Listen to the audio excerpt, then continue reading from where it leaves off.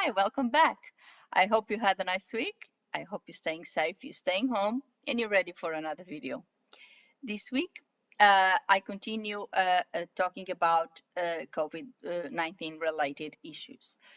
Over the past weeks, I've been exploring COVID-19, or more specifically, how COVID-19 could affect our lives and the way um, we could deal with the current situation in order to make it a little bit better for us. But I decided, and because I believe there is still a lot of questions that I could answer in more detail, and a few aspects of it that could be explored in a little bit more detail, I decided that I will continue this series, if you like, about COVID-19, and I would explore the issue of working from home and what you and me and everyone can do in order to um, mitigate this situation and make it better, and make you feel a little bit better. By no means, this is not a tutorial. I wouldn't call it that. This is not medical advice either, because I'm not a medical professional, so I have absolutely no qualification for doing such a thing. This is solely my experience as a freelance translator that has been working from home for more than 10 years. And basically, this is my routine. This is my everyday life. And it has worked for me. And I believe, obviously, with a few bits and pieces that you might change in order to adapt it to yourself, it possibly may work for you. Today, I'm talking about one of the things that we see more on the news and that has been more commented about, which is the mental health aspect of being at home. Once again, I stress that this is not medical advice. I have no qualifications for that. This is just based on what I actually do um, in order to keep my mental health and my sanity going while I work from home. And especially in the last 3.5 years, I work from home and I have a daughter, so I have to work with now a toddler. So it's very challenging, and sometimes it can really be stressful, and it can really be hard. So I'll try to go into all these details, and maybe it will work for all of us. So today I'm talking about mental health. Um, Obviously, the fact that we have to be at home, that you have no contact with the exterior, or very little, since we can only go to necessary trips, such as going to the shops or to a medical appointment or things like that. Um, it really makes you feel down. I feel that, even though during the week I'm not really um, going out much on my regular basis, on my everyday life, but I always have that thought that comes the weekend, I'm going to go out, I'm going to go to the park with my daughter, I'm going to go to the sea, I'm going to go somewhere, and I'm going to leave home and I'm going to go for a coffee, whatever that might be. And that obviously it's something positive that I look forward to. But that was taken away since I can no longer go for a coffee because coffee shops are closed. They only accept takeaway, but then it takes away all that purpose that I had in mind for going for a coffee, which is sitting down there, having a conversation, and then coming or going somewhere else or something like that. So this is something that is happening. We no longer have that expectation that those plans that we're going to go and we're going to host a dinner party with our friends, or we're going to go for a dinner party at someone's house, or we're going to go visit family, or we're going to visit friends, or anything, or we're going to go on a small holiday trip, something like that. That was taken away because of the virus. We can no longer visit people, and this is the reality for Australia, of course, and I believe in most countries of the world. Um, we can no longer visit people. We can no longer go for a walk. We can no longer go to the beach. We can no longer go to the park. Everything is closed because we need to social distance, and that's very important. So, what can we do? Well, we can do things to mitigate this. First of all, we need, and this is what I think is this is what I do, and it's what I'm trying to do for myself. So please don't take this as any scientific study or anything that it's going to work for everyone, or that should be taken as medical advice, because obviously it's not. This is my own experience. What I do is I try to, first of all, distract my mind from that negative fact that I cannot plan, that I cannot go out, that I cannot do what I used to.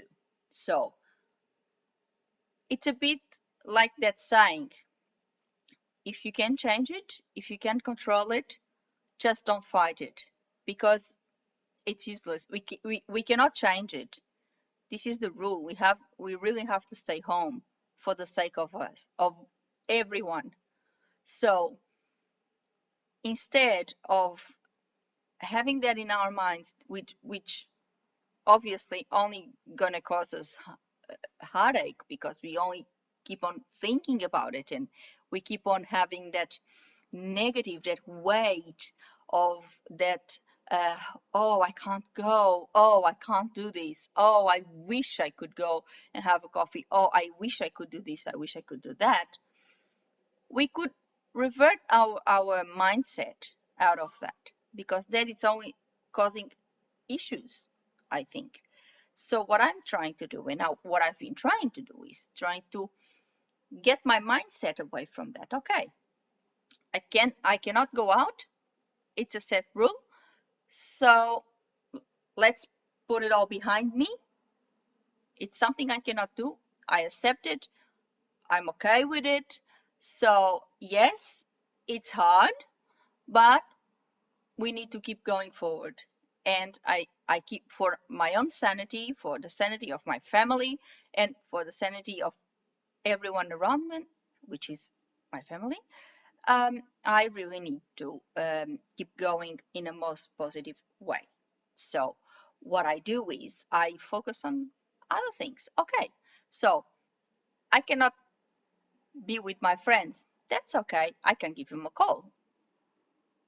That's allowed. So I plan, instead of, for example, thinking, oh, I'm going to have a coffee with my friend, or I'm going to do this, or I'm going to invite my friend for dinner, which is obviously impossible. I can say, okay, on Saturday, I'm going to call these friends and these friends and these friends, and I know it's a plan. It's something positive to look forward. You're going to call someone, you're going to talk to someone on the phone. Of course, it doesn't substitute for uh, being face to face with a person. It doesn't. But think about it. For the time being, that's the only way possible. So let's embrace it, and let's try to make the best of it. Currently, we have technology. If for anything technology is good, is for this. In this pandemic, I think the technology and social media and Skype and all these ways of communicating, it's been great, because that allows us not only to talk, but we can see people. So we can Skype people and we can see them. Okay, we can have that embrace, that hug that we are longing for. Yeah, no, that's not possible, but we can still talk to them, and that's a little bit in, a compromise here. We can't see them, but we can hug them, we can be face to face, but we can see them and we can talk to them. So it's like a substitute for that. I've been dealing with with a situation, a similar situation, for more than 10 years as well, because I moved to Australia and most of my family is in Portugal, and I also had to cope with that as well. I can no longer see them every day. I used to live with my parents, so I would see them every day. I used to have one of my aunties living very close to us. I used to have my cousin, which is very close to me. I grew up with that cousin, and for me, he's like a brother. And it was very hard. It was very hard to be apart from my cousin, apart from my auntie, apart from my parents. And I had to deal with that in that particular way. I had to find ways of coping and um, adjust my mindset and adjust myself in a way that it doesn't turn into a massive negative that would pull me down and would obviously make me feel sad and depressed, because that would be very detrimental for my health and it would be very bad. So this is basically a way we can transform things and we can adapt to a different situation. And in this particular occasion, we know that this is temporary. We know that this is while the pandemic is on, while we have this issue, we have to protect ourselves and we have to stay home. Once the situation resolves, or it's better, or a vaccine is found, or a cure is found, and we are allowed to get some normality in our lives, then we can go back to visit our friends and visit our family. And this is one way. Another thing that I've heard that is very negative, and a lot of people that are working from home talk about, is the fact that they are used to have a setup. They are used to be in an office, and that even though everyone complains about the commute, the going to work and coming back from work and all that, it looks like now everyone misses it, because everyone misses that outside contact. Everyone misses going to the workforce, to the workplace rather, and being with the colleagues and have that face-to-face meeting and all that. And another way of compacting this is try to also distract yourself from the fact that you are home and find other ways of coping. For example, think about it. You can use that commute to do something else and organize your time and maybe do some exercises, maybe do one of those phone calls to a relative. I think I mentioned that on my first video about this. Call one of those friends, why not? Or perhaps start read a little bit of a book before you go to work. Something Do something positive, something that you really like, and you will feel a little bit better. I think one of the most important things is that you set up a routine for yourself, because then the same way that you had that routine of going to work and having, all those times and all that routine set up, you would be able to create another routine. So you would be going into that circle, into that cycle of things, and you would kind of just slide into that routine, and you would actually sink into your brain, and you would feel, okay, this is normal now, and it wouldn't be as hard. I think this is the main aspect in regards to mental health. I think this is main aspect. Another thing, for example, I know that a lot of people go to the gym. I'm going to be very honest, I don't go to the gym, but I like to exercise. So one of the things, and for example, it's been working for me, it's there's a lot of tutorials, there's a lot of things in YouTube. You can even buy CDs and stuff for things like Zumba or any other form of exercise. And why not doing with your family? Why not? Get everyone together and do exercising. It makes you feel good, it makes you feel happy. Yes, you're doing it at home, but for the time being, you should, you know, I disconnected. It's like I tried to disconnect. I turn off the switch on the home thought, And okay, I'm doing exercise. That's what I'm doing. I'm having fun. For example, yesterday or this weekend, I just experienced a bit of a exercise lesson online with a couple of friends, and it was really good because it worked both ways. We were actually exercising, and it was great because we were exercising and we were trying to keep fit. Because if you keep fit, it's good for your immune system, it's good for your mental health, it's great on every aspect. So you keep exercising, but it has also the socializing part. I was doing it with some friends, and I could see my friends on the camera doing the exercise as well. We had a teacher that was doing it, and we were actually, such as just like if we were in a gym and we were in a room with that particular teacher, and she was just doing that, and we were repeating after her. So it was really good. So another way that is a positive thing to look forward. For example, I'm looking for next weekend to do exactly the same thing because we already have planned another lesson. So this is very good. This is if you plan things that make you feel good. So it's things that you are looking forward to. Yes, you are not going to go to the beach. Yes, you're not going to go to that barbecue in the park or fishing or anything like that because you can't. But you can substitute that in the time being for something else, such as a conference, online conference with all your relatives, and say hello instead of a barbecue. Why not?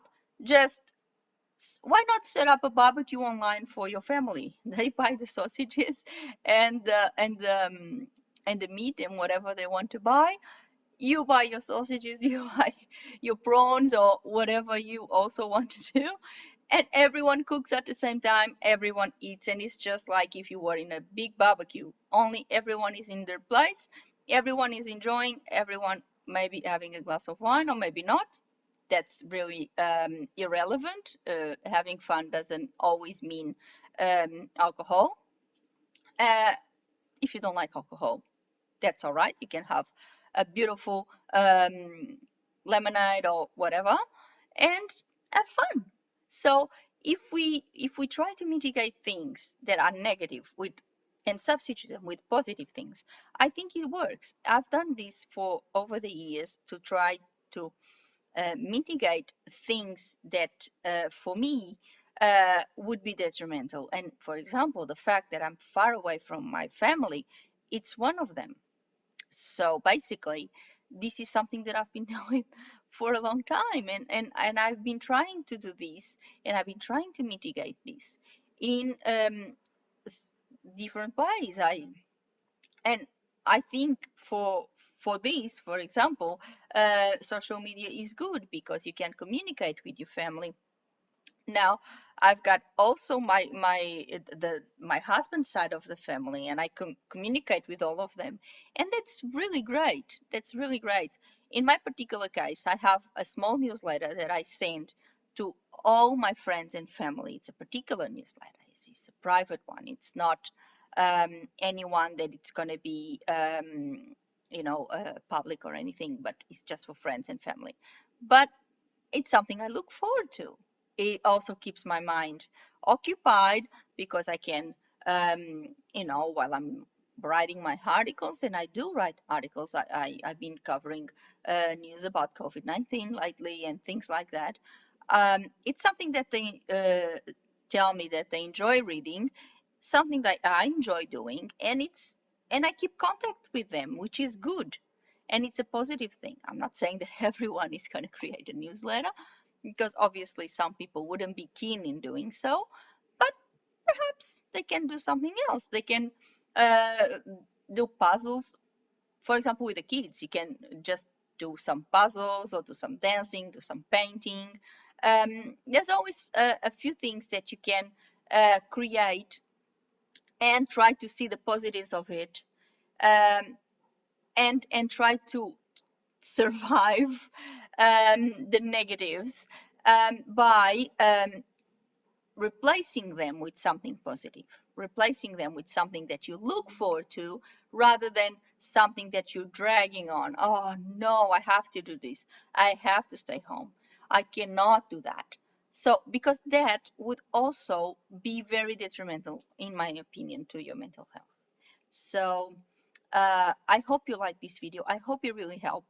I hope my ideas were somehow helpful because I think it's a time that we should help each other.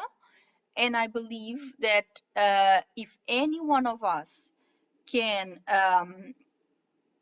somehow explain what they feel, or if they have ideas, such like myself, on how help others to overcome the current situation in a much better way, we should all do that and help each other to go strong on this, and to keep strong, keep healthy, and keep ourselves positive.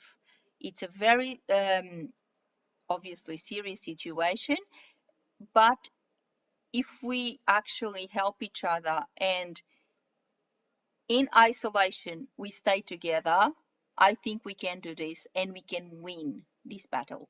But the main goal here is that we stay together, that we keep staying together, and we keep helping each other in any shape or form. Doesn't matter.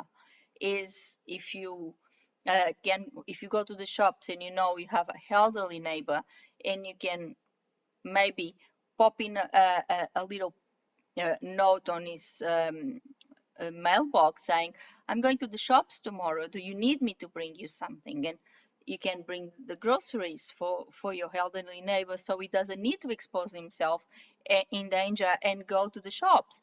Things like that. We all can help a tiny bit. And if we all can do a little bit, we will definitely come stronger in the end when you cross to the other side of this. And when this all finish, I think we'll be, all of us will be much better people. I'm hoping for that. So I hope you like my video. I hope you like my ideas. Please, if you have any question, or if I didn't mention anything, or anything that I said, you would like to have some discussion or ask something about it, please do. Because that's one of the main reasons I'm doing these videos, is because I want to create awareness. I want to create discussion. And if you have any questions, and obviously if I can help, I would be very, very, very happy to do so. So I hope you like my video. Leave your comments. Please subscribe. Have a lovely week. Stay positive. Stay safe. Stay home. Please stay home. And see you next week. Bye bye.